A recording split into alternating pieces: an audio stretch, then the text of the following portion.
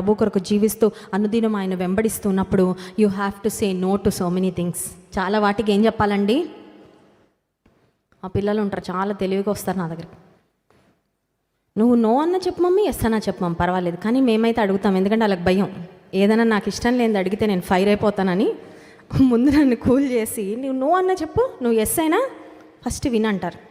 సరే అంతా వింటాను, వినగానే అంటాను నో అంట.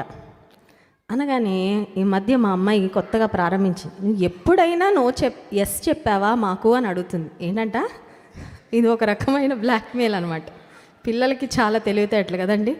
మనల్ని వాళ్ళకి కావాల్సింది చేసేలాగా చేయడానికి కొన్ని తెలివితేటలు ఉపయోగిస్తాం.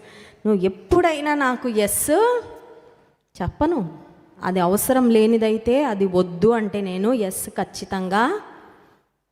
I am not here to make my children happy, but I am here to make the right choices for them.